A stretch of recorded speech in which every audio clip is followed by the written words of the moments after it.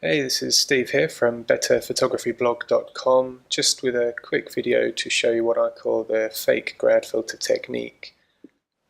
What this is essentially is a really quick method for blending two exposures together in Photoshop without needing any fancy HDR plugins or software. So if you're watching this video on YouTube and you just need a bit of background on this tutorial, then I'll put a link below the video just to the accompanying blog post, so go and check that out first if you want a bit more info. Otherwise, I'll crack on with the tutorial. So the starting point for this technique is to basically have two exposures that you've taken out on your shoot, where one is exposing the foreground correctly. So we can see down here all of these darker areas are there's still plenty of detail in those shadows, but we've lost a lot of what's going on in the sky. You can see up here the colours have almost turned completely white.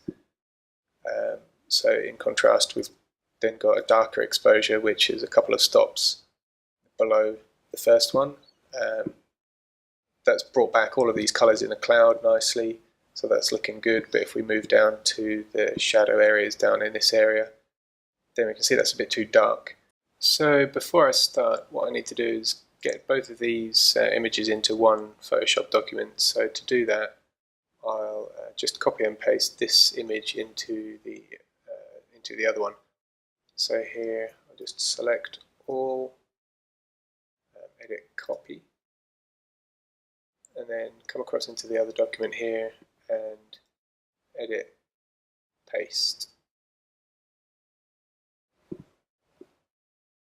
So the first thing I need to do is add a layer mask to this top layer, and what that's going to do is basically hide it from view. So I'll do that just by using this add layer mask button down in the bottom corner here, and that's done. So the reason it hasn't changed anything is because the layer mask is currently white, and only when it's black will it actually cover anything up. So I'll just press Command I or Control I to invert the layer mask and turn it black there. So it's, like I said, it's covering up that whole layer now.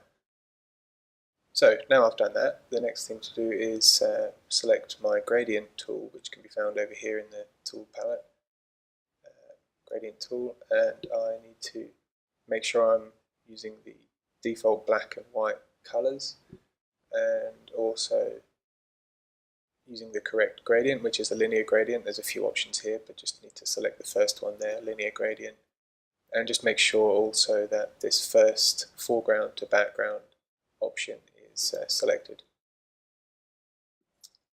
Now all we need to do to blend these two layers together now is just basically draw a line from one part of the image to the next where we want the transition to be between the two layers, and see what happens. So I'll take it from about here, just holding shift to keep the line straight. I'll move it up to around, say, here, and let go, and that's not a bad first try.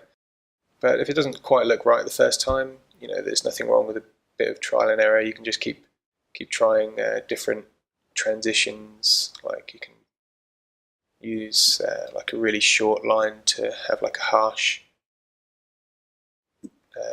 transition, or for a smoother effect, you know, the longer you make this transition zone, then the smoother the effect will be.